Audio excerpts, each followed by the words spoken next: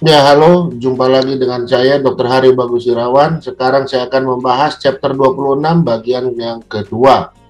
Ya, di bagian yang kedua ini membahas tentang breathing difficulties in the bedbound patient. Jadi ini ada kalanya kita mendapatkan pasien yang sulit bernapas atau mengalami susah napas.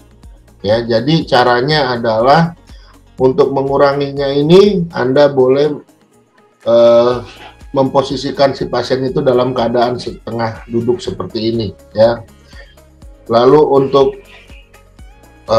untuk pasien dengan gagal jantung ya yang memang sulit bernapas, kalau dia tidur terlentang ya, kalau dia enaknya tidurnya duduk, silakan saja. Pokoknya enaknya pasien maunya tuh gimana. Kalau misalnya ada sulit bernapas, jangan lupa selalu mengecek apakah airway-nya itu ada yang menghalanginya apa enggak, ada masalah enggak di airway-nya itu, jalan napasnya itu ada masalah enggak, ya.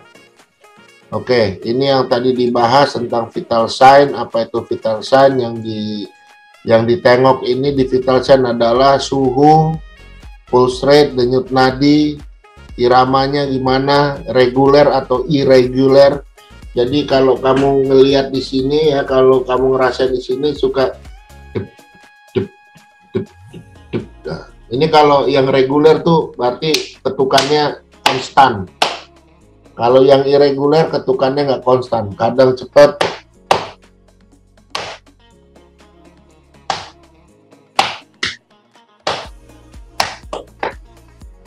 pokoknya nggak ada iramanya, ya, nggak ada konstan yang ngacak, ya.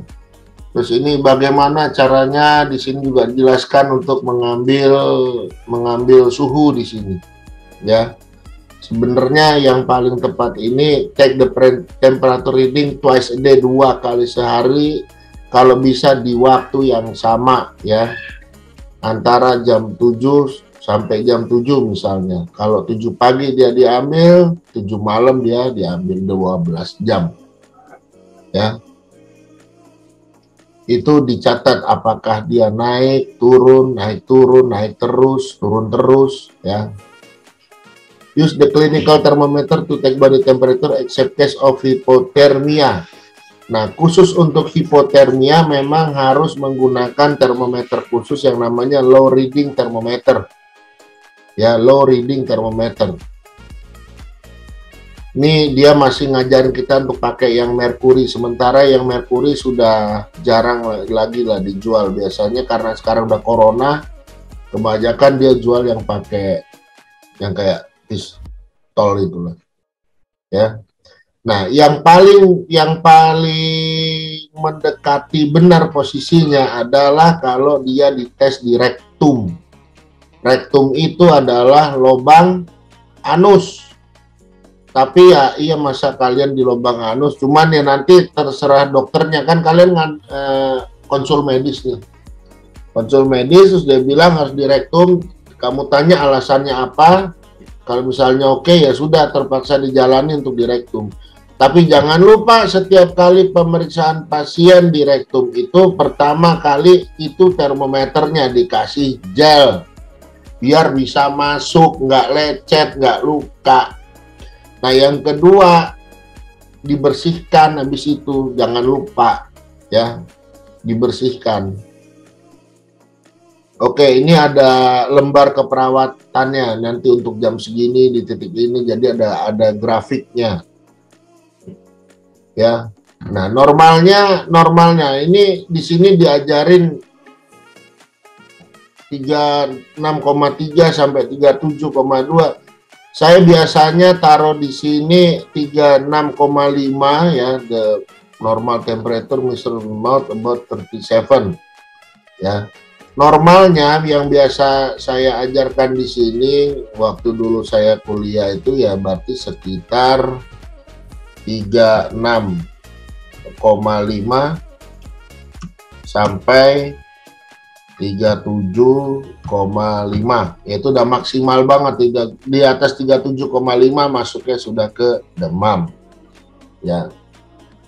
Apa artinya bila temperatur itu naik? Apa artinya bila temperatur itu naik? Pertama, yang namanya demam itu biasanya disebabkan oleh infeksi. Ya. Yang namanya demam itu biasanya disebabkan oleh infeksi. Lalu berikutnya itu adalah kita harus memperhatikan, kadang yang namanya demam berdarah dia demam, malaria dia demam, TBC enggak demam, jarang demam. Diare bisa demam karena dia kekurangan cairan. Apalagi apa penyakit di perut itu?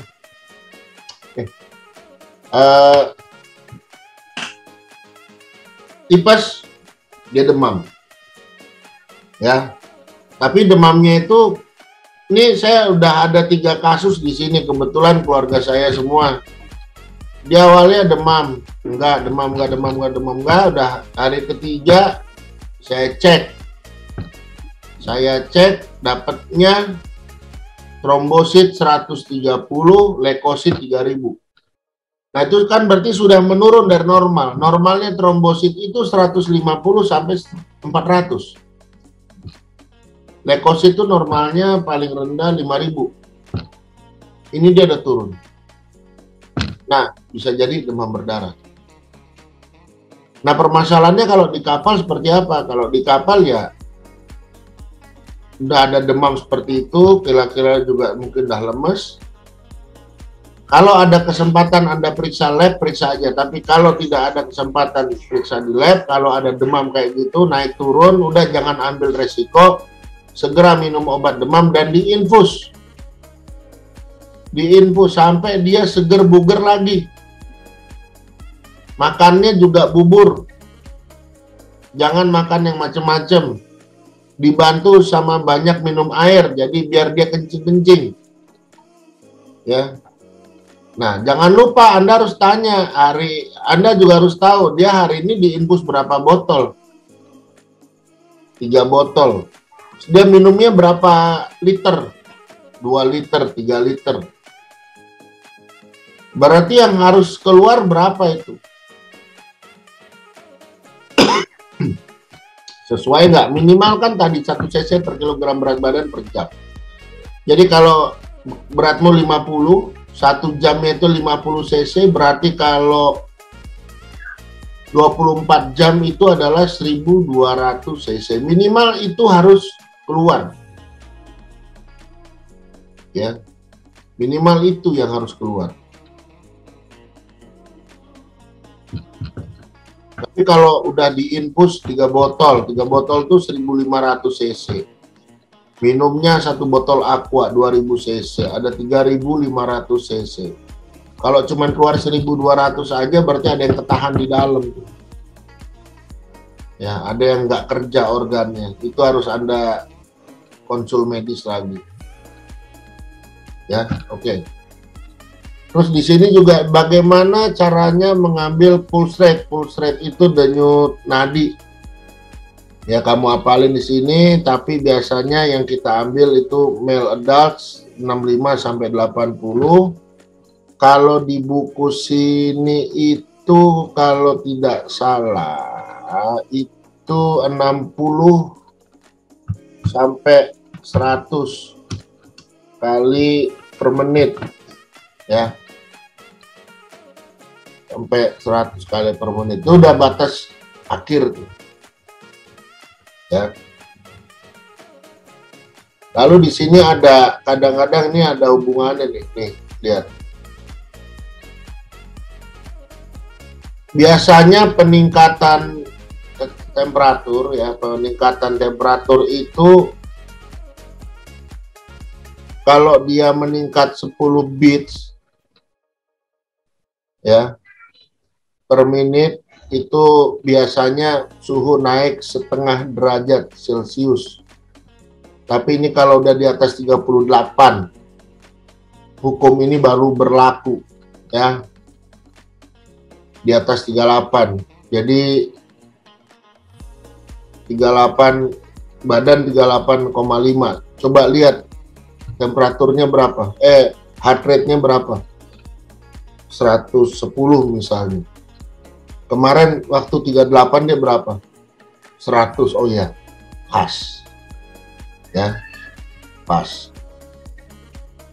Oke, ini yang mesti Anda tahu saja di sini. Ini bagaimana caranya menghitung ya. Ini kan tadi taruh di radial arteri. Radial itu adalah bagian yang mengarah ke jempol, itu namanya radial atau radius. Tulangnya namanya tulang radial. Areanya juga namanya area radial. Tapi kalau yang mengarah ke kelingking namanya ulna, ya. Ulna. Oke, ini juga diajarkan bagaimana caranya mengambil hitungan nafas, ya. Diperiksa perutnya berapa kali naik, ya, berapa kali naik dalam 1 menit perut, karena dewasa pergerakan nafas adanya di perut. Dan ini bagaimana caranya mengukur tensi, tekanan darah, tensi atau tekanan darah, ya. Oke, di sini saya mau kasih beberapa catatan, yaitu satu. Wait. Ya. Tekanan darah itu katakanlah 120/80. Ya, ini ada istilahnya. Untuk nilai yang atas itu namanya sistol. Ya. Untuk nilai yang bawah itu kita bilang diastol. Diastole. Ya, ini dulu Anda pahami nih, sistol dan diastol. Oke, sekarang untuk sistol maksimal itu adalah 139, dan untuk diastol maksimal itu adalah 99. Ya. Lalu dikatakan hipertensi apabila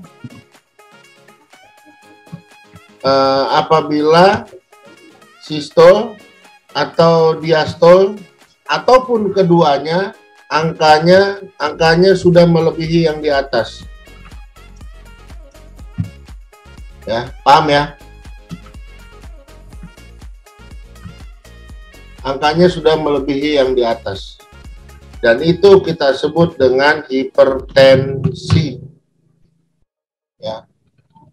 Ini batas atas. Batas minimalnya kalau sistol itu 90. 90. Kalau diastolnya 60.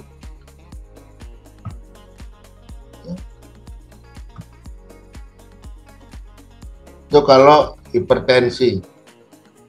Nah, sekarang kalau hipotensi atau yang turun, ya, hipotensi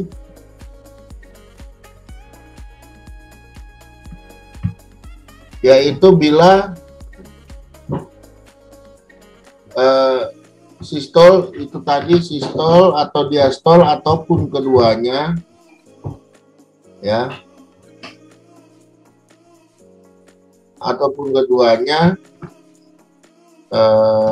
nilainya kurang dari yang di atas, dari nilai minimal, ya,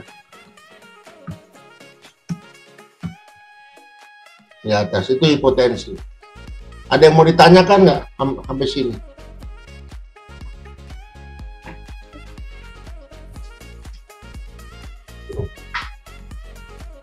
Mohon izin dok, waktunya 7 menit lagi. Ya. Oke, ini bagaimana Anda mengukurnya? Itu dengan alat, tapi alatnya nggak ini alat yang pakai alat yang ini nih, yang biasanya, ini alat yang manual ya, manual. Yang pakai mesin aja. Ya, karena kalau pakai yang ini kan kamu harus pakai stetoskop, belum diajarin juga. Tapi kalau kamu mau tahu, silakan cari di YouTube, nggak apa-apa. Ya, ini tentang ini semua. Nah, sekarang kalau misalnya tekanan darah turun, itu artinya apa? Kalau tekanan darahnya naik, itu artinya apa? Termasuk di sini ada yang namanya smoking, alcohol consumption, ya.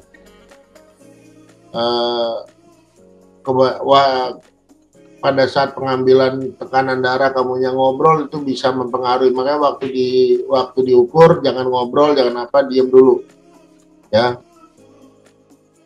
Nah, ini bagaimana bisa mendapatkannya, ini ada di beberapa posisi, saya nggak bahas. Nah, ini tentang GCS, Glasgow Coma Scale. Nanti akan saya berikan videonya. Glasgow Coma Scale secara umum hasilnya itu ada yang dihitung, jadi ada komponennya itu ya, ada eye opening, buka mata, terus di tes verbalnya, lalu di tes pergerakan motoriknya. Nanti dari pembukaan mata ini ada nilainya, dari buka mata nilainya berapa, katakanlah 4, dari verbal nilainya berapa, katakanlah 4, dari motor respon nilainya berapa, katakanlah 5. Jadi yang kesemuanya ini adalah GCS-nya 13. Kalau 13 berarti apa dia? Sudah apatis mungkin, ya. Kalau nggak salah itu udah saya bahas, ada di, coba cari di video saya yang saya kasih kemarin.